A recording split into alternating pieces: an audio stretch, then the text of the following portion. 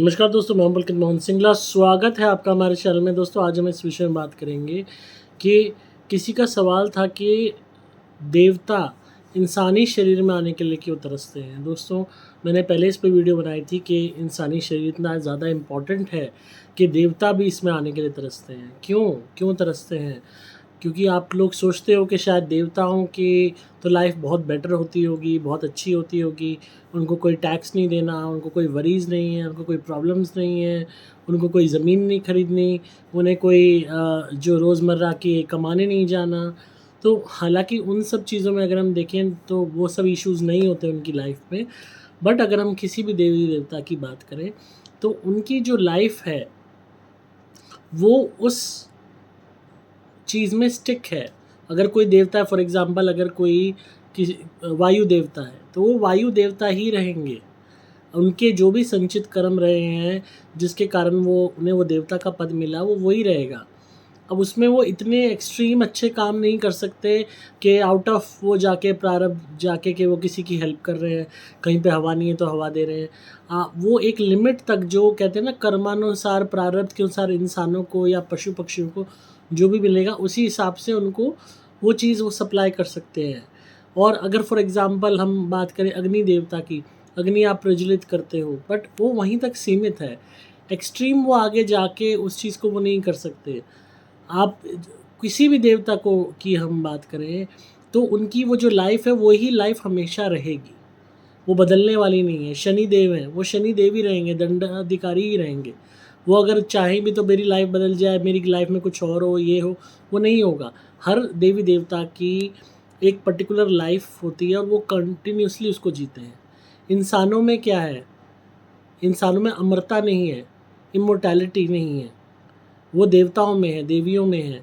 तो देवी देवता इमॉर्टल हैं, मतलब कह लो वो कभी नहीं मरने वाले, कभी भी उनका अगला जन्म नहीं होने वाला। वो उसी लाइफ़ को वो अमरता के साथ जीते रहेंगे, वही कार्यों को करते रहेंगे। पर इंसानों को, हमारी आत्माओं को ये जो है मौका मिला है कि हम अलग-अलग ज़िंदगी जी सकते हैं। सपोज़ आज हम हिंदुस्तान में पैदा हुए, हो सकता है अगले जन्म में हम अमेरिका में पैदा हों। आज हम, हो सकता है हिंदू हों, क्या पता अगले जन्म में हम जो है कोई और क्रिश्चियन हों। तो ये चीज़ डिफ़ाइन नहीं की जा सकती कि हमारी आत्मा किस शरीर में डाली जाएगी। और उसके बाद भी जो हम कर्म करते हैं, अगर हम बहुत अच्छे कर्म कर रहे हैं, तो हमें इतनी लग्ज़रीज़, इतनी खूबसूरती, इतनी खुशियाँ ज़िंदगी में मिल सकती हैं आगे वाली लाइफ़ में। अगर इस लाइफ़ में कम मिली हैं, तो हो सकता है आने वाली ज़िंदगी में इतनी मिल सकती हैं कि आँचल ही ना समाए। अब आप अपनी ज़िंदगी में भी, निजी ज़िंदगी में देखते हो, बड़े-बड़े लोगों को देखते हो, फ़िल्म स्टारों को देखते हो, सेलिब्रिटीज़ को देखते हो, पॉलिटिशियंस को देखते हो, बिज़नेसमैन को देखते हो। आप देखते हो कि ये कितने बड़े लोग हैं, कितनी मौज है, कितनी खुशियाँ हैं। हालाँकि उन्होंने मेहनत की है, सारी चीज़ें, बट मेहनत तो मज़दूर भी करता है, पर मिलता उसको वही है जो मज़दूरी का होता है। मेहनत के अलावा जो जो चीज़ वर्क करती है, वो होती है हमारी लक, हमारी किस्मत। और वो किस्मत कहाँ से आती है? वो हमारे कर्मों के प्रारब्ध से उत्पन्न होती है कि हमने क्या कर्म किए हैं। उसी हिसाब से प्रारब्ध का रूप, किस्मत का रूप लेके हमारे आगे आता है। जब भी हम कहते हैं कि उसकी किस्मत इतनी अच्छी थी कि वो बहुत बड़े आदमी के यहाँ पैदा हुआ, जहाँ सोने की चम्मच से खाना खाया जाता है। और जो है, एक बंदा पैदा हुआ किसी गरीब की झोपड़िया में, जहाँ पे बर्तन भी ढंग से नहीं है, खाने को भी नहीं है, भूखा बच्चा पड़ा हुआ है, पैदा हुआ हुआ। तो दोनों में अंतर क्यों है? कर्मों का, प्रारब्ध का। अब कोई भी देवी देवता अगर अपने आप को बेटर करना चाहते हैं और बेटर पोजीशन में पहुंचाना चाहते हैं, तो उनकी जो कर्म की रेखा है वो सीमित है। पर अगर हम इंसान की बात करें तो असीमित है।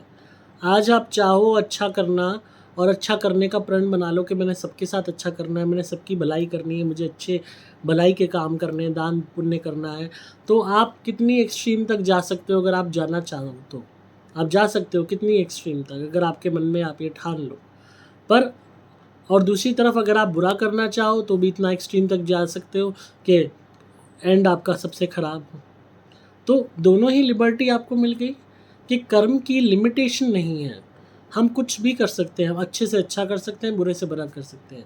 अच्छे से अच्छा करने वालों का नाम हो जाता है, उनको पूजा जाता है। इंसान, मदर टेरेसा कितना अच्छा किया, दुनिया के ज़ख्म तक अपने हाथों से साफ़ करे, मतलब अमरता हासिल कर ली।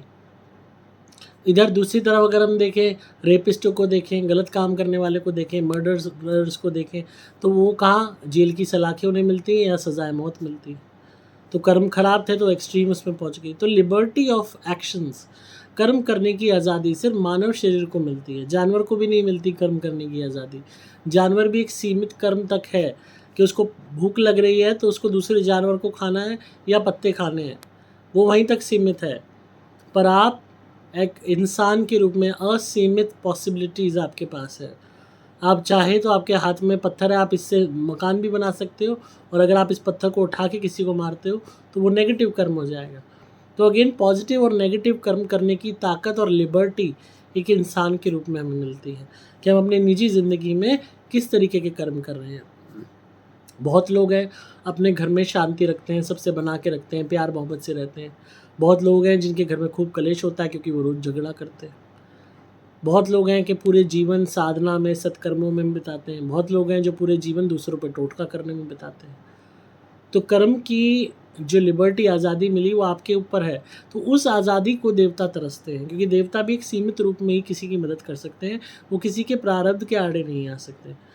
पर हम एक इंसान के रूप में अगर हम किसी गरीब को कुछ दे रहे हैं खाने को, अब हमें नहीं पता उसके प्रारब्ध में है या नहीं है, बट आउट ऑफ ह्यूमैनिटी हम दे रहे हैं, तो उस चीज़ की हमें आज़ादी और हमें कोई रोक नहीं रहा कि आप दे नहीं सकते, उसको मत दो, वो तो डिज़र्व नहीं करता। या आपके घर में कोई कुत्ते का बच्चा आ जाता है या कोई कुत्ता आ जाता है, वो हाँफ रहा है, आपका दिल पसीज गया, आपने एक बाउल में दूध भर के उसको दे दिया, उसने दूध पी लिया, उसकी प्यास बुझ गई, वो हाँफ रहा था, उसको पानी पिला दिया, दूध पिला दिया, उसको चैन आ गया आत्मा में, उसने अचानक ही आपको दुआ दे दी, आशीष दे दिया, कि उसकी आँखों में वो प्यार आपके लिए उमड़ आया।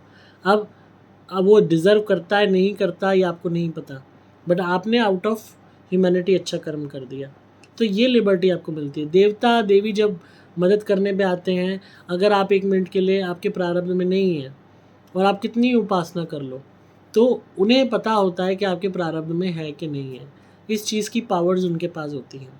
तो अगर किसी देवता को पता है, सपोज़ आप कोई पूजा कर रहे हो कि शादी के लिए, कि भाई किसी देवी की पूजा कर रहे हो कि भाई मेरी शादी करा दो, मेरी शादी नहीं हो रही है, आप रेगुलरली पूजा करे जा रही हो तो भी शादी नहीं हो रही। अब अगर माता आती है, प्रकट होती है, कहती है भाई तेरे प्रारब्ध में नहीं है तो मैं तो तेरे को शादी का वरदान तो नहीं दे सकती। तो आपने पूजा करी, व्रत रखा, फास्ट किया, सब नियम कानून पालन करे, उसके बावजूद भी आपको क्या मिला? ठेंगा, ठन गोपाल। क्योंकि माता ने क्या कहा आपको, देवी ने क्या कहा कि प्रारब्ध में नहीं है तो मैं नहीं दे सकती। कर्मों के प्रारब्ध, कर्मों से प्रारब्ध पैदा होता है, और प्रारब्ध का दूसरा रूप है हमारी किस्मत, कि हमें क्या मिला है क्या नहीं। अब प्रारब्ध में नहीं है शादी होना, तो आपने कोशिश भी की पर शादी नहीं हुई, माता प्रसन्न भी हुई तो उन्होंने कहा कोई और वरदान मांग लो, पर शादी का नहीं मिलेगा। तो कहाँ माता के पास भी एक लिमिटेशन हो गई, उस देवी के पास भी एक लिमिटेशन हो गई कि वो एक लिमिट तक ही हेल्प कर सकती है, उससे ज़्यादा अनलिमिटेड नहीं कर सकती। तो हम as a human being unlimited help कर सकते हैं अगर हम करना चाहें तो।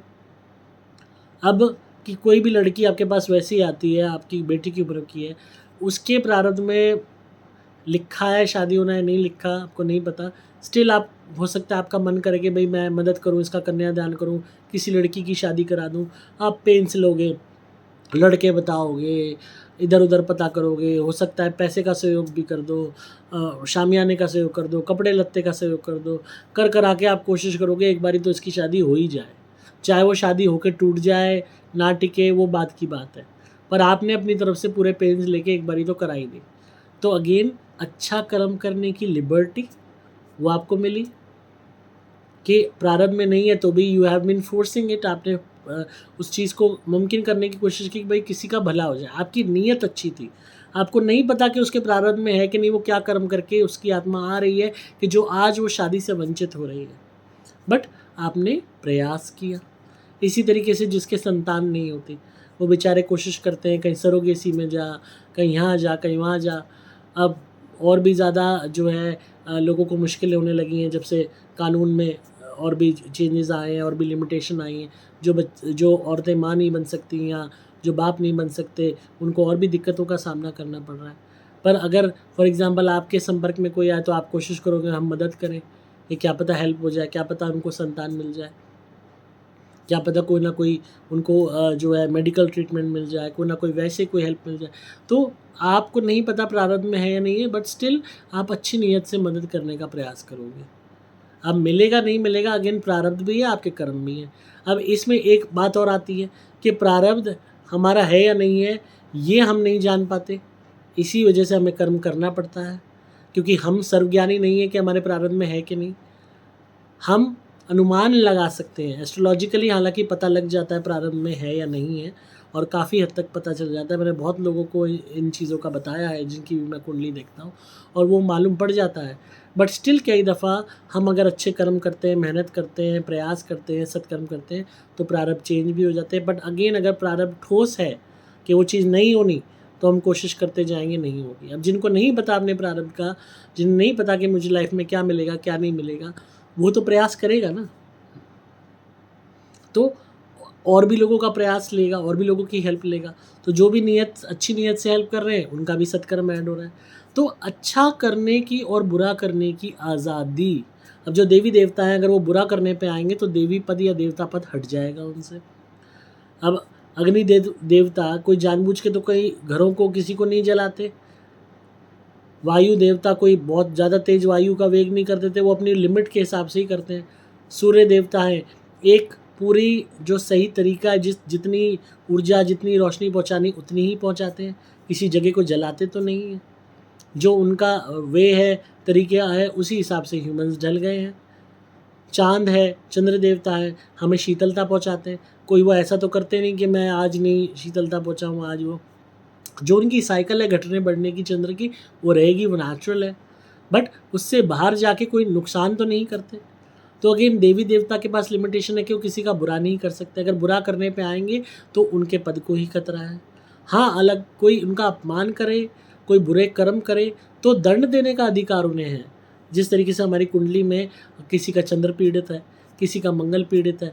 अब कोई किसी से मारपीट करता है, गाली गलौज करता है, झगड़े करता है, किसी की ज़मीन कब्जाता है, उसका मंगल पीड़ित हो जाता है, तो मंगल देवता दंड भी देते हैं। अब कोई चोरी कर रहा है, फरेब कर रहा है, झूठी गवाही दे रहा है, किसी के साथ बुरा कर रहा है, हत्या कर रहा है, रेप कर रहा है, मर्डर कर रहा है, इनका केतु राहु शनि दूषित हो जाता है, जिससे इनको सज़ा मिलती है फिर लाइफ में आगे चल के। तो दंड देने का अधिकार है देवी देवताओं को, बट डेलिबरेटली बुरे कर्म करने का अधिकार नहीं है कि वो डेलिबरेटली किसी को सताने के लिए बुरा करें। वो लिबर्टी किसके पास है? ह्यूमंस के पास है। हम चाहें तो किसी का बुरा करें, मनाया, अरे जलन हो रही है सर, अरे तो बहुत बढ़िया मकान बनाए बैठा है, चल भाई इसके खिलाफत करें, अरे ये तो बड़ी सुंदर लग रही है, चलो इसके उल्टा सीधा इसको सुनाते हैं ताकि इसका मूड ऑफ हो जाए। तो हमारे पास लिबर्टी है कि हम बुरा करना चाहें तो किसी का भी कर सकते हैं, अच्छा करना चाहें किसी का भी कर सकते हैं। और ये इसी लिबर्टी को तरसते हैं देवी देवता, उसमें भी अच्छा करने की लिबर्टी को तरसते हैं, बुरा करने की लिबर्टी को नहीं तरसते। उनके अंदर इतनी समझ है, कॉन्शियस है, वो कीमत जानते हैं इस इंसानी शरीर की। वो जानते हैं अगर हम इसका इस्तेमाल बुरा करने में लगेंगे, अगर हम बुरे कर्म करेंगे इस इंसानी शरीर का इस्तेमाल करके, तो अगला जन्म हमें पशु का मिलेगा, इंसान का शरीर छिन जाएगा। क्योंकि कुदरत कहती है कि तुम्हारी आत्मा, इसका मतलब इंसान के शरीर पाने के लायक नहीं है। क्यों नहीं है? क्योंकि कॉन्शियस होते हुए, सही गलत की पहचान होते हुए तुमने गलत कर्म को चुना, तुमने दूसरे का बुरा करना चुना, तुम्हें लिबर्टी थी, तुमने सही डिसीजन नहीं लिया कि मुझे अच्छा करना है, मुझे बुरा नहीं करना, तुमने उल्टा बुरा किया। अब तुम इस इंसानी शरीर में रहने लायक नहीं हो। ये जीवन तो जी लिया, और बहुत लोगों का जीवन अकाल मृत्यु से छीन लिया जाता है जो बुरा करते हैं।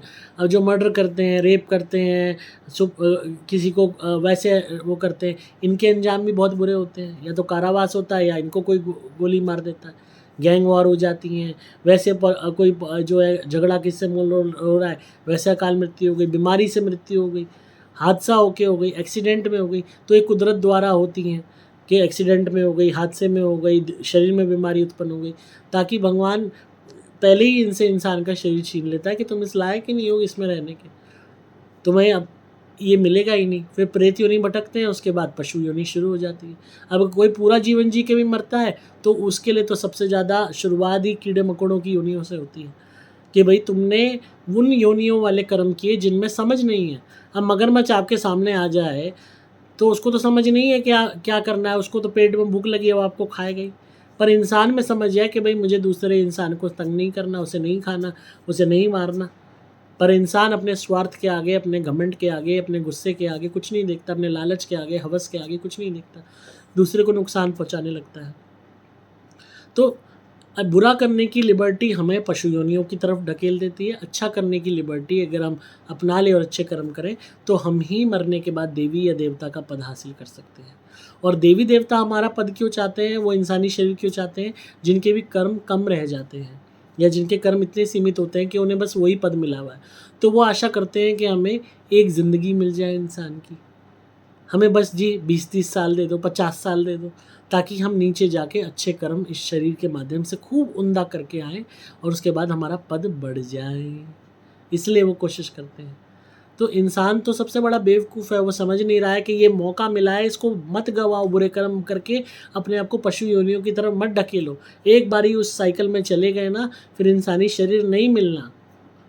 अभी भी मौका है, अच्छे कर्म करते रहो, करते रहो, करते रहो, इतने कर दो कि भगवान विवश हो जाए या तो तुमसे मिलने के लिए या तुम्हें देवी या देवता का पद देने के लिए।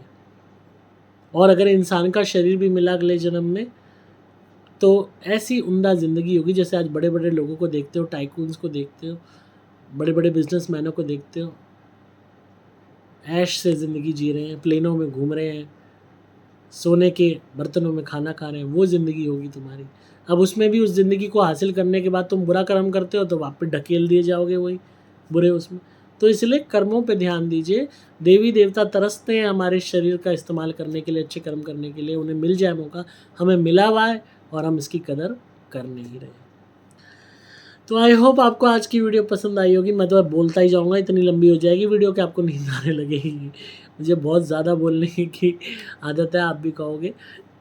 तो जिनका भी सवाल था उन्हें जवाब मिल गया होगा। तो इसी तरह सुनते रहिए, प्यार देते रहिए और अच्छे कर्म करते रहिए। प्रण लीजिए, हमने अच्छे कर्म करने हैं, किसी का बुरा नहीं करना, मीट मांस अंडा शराब मछली से दूर रहना है और सबकी मदद करनी है। हर जानवर को, पशु को अपने बच्चे की तरह देखना है। सबको जितनी जितनी आपकी काबिलियत है, नीयत है, जितनी हिम्मत है उतनी मदद करो। मैं ये नहीं कह रहा आउट ऑफ द बॉक्स जाओ, पर जितनी हिम्मत है उतनी कर लो। और ये समझ लो कि एक एक पल, एक एक क्षण, एक एक दिन कीमती है। 365 दिन होते हैं एक साल में। अगर 365 दिन आपने लगातार एक इंसान की या एक पशु की रोज़ मदद कर दी, 50 साल आप जिए, 60 साल जिए, सोचो कितनी आपके द्वारा सत्कर्म हो जाएगा। पर उसका अभिमान नहीं करना कि भाई मैं तो ये करता हूँ, मैं तो वो करता हूँ। चुपचाप करते रहो और मन में विनम्रता रखो कि नहीं, मुझे और अच्छा करना, मुझे और अच्छा करना। किसी के आगे बखान नहीं करना। आपका किया हुआ दान, आपका किया हुआ सत्कर्म आपको भी याद नहीं रहना चाहिए, तब वो सत्कर्म होगा। अगर आप गिनने लगे, गिनाने लगे, मैं पता है इतने लोगों को खाना खिलाता हूँ, मैं पता है इतने लोगों को ये करता हूँ, मैंने कल इतने कुत्तों को रोटी दी, मैंने कल भंडारा किया, मैंने इतने कपड़े बांटे, तो ये सिर्फ दिखावा है, ये सत्कर्म नहीं है। सत्कर्म करने के बाद आपको खुद ही भूलना जाना चाहिए कि आपने क्या किया था। वो सत्कर्म है जिसमें आपके मन से दूसरों के लिए भाव उत्पन्न हो। तो ज़रूर कोशिश कीजिए। और अगेन, सत्कर्म को लाइसेंस मत समझिएगा बुरा कर्म करने का, क्योंकि अगर साथ में बुरे कर्म करते रहे तो काट अपने आप होती रहेगी, सत्कर्म गिना ही नहीं जाएगा। इसलिए सत्कर्म कीजिए, अच्छे कर्म कीजिए और सुनते रहिए मुझे। अगर आप किसी भी नेगेटिविटी या भूत प्रेत ब्याधा से परेशान हैं, ब्लैक मैजिक कोई आप पे करता है, तो आप धुनी मंगाइए, घर में जलाइए हमारी धुनी, सुपर प्लैटिनम या सुपर स्पेशल एक्स्ट्रा या सुपर स्पेशल एक्स्ट्रा प्लैटिनम, इसको मंगाइए, इसको यूज़ कीजिए, कमाल के रिजल्ट मिलेंगे, पुराने से पुराने काम बनने लगेंगे। आप मेरे द्वारा विमंत्रित कवच या लॉकेट धारण कर सकते हैं अपनी रक्षा के लिए। और अगर बहुत ज़्यादा संकट है शरीर पे तो क्रिया वाले नारियल ज़रूर मंगाइए। 30 नारियल से शुरुआत कीजिए, रोज़ उतारा कीजिए, नारियल हवन कुंड में जलाइए हमारा। इतना आराम आएगा कि शायद कभी नहीं आया होगा। आपके दुश्मन दूर भागेंगे आपसे। हालांकि नारियल के उतारे हम काफ़ी वक्त तक कराते हैं ताकि जो भी आपके शत्रु हैं वो ऑटोमेटिकली आपसे दूर हो जाए। कोई परेशान कर रहा है आपको तो हमारे क्रिया वाले नारियल से उसका नाम लेके उतारा कीजिए और नारियल हवन कुंड में जलाइए। ऐसा दूर भगेगा कि आपका नाम लेना भूल जाएगा, मज़ा आ जाएगा ज़िंदगी जीने का। आप मंगा सकते हैं क्रिया वाले नारियल। आपको सिंपली मोबाइल नंबर 8130331007 पे व्हाट्सएप मैसेज करना होगा। नंबर दोबारा बोल रहा हूँ, 8130331007। डिस्क्रिप्शन में डिटेल्स मिल जाएंगी। मैं हूँ आपका दोस्त पुलकित मोहन सिंगला।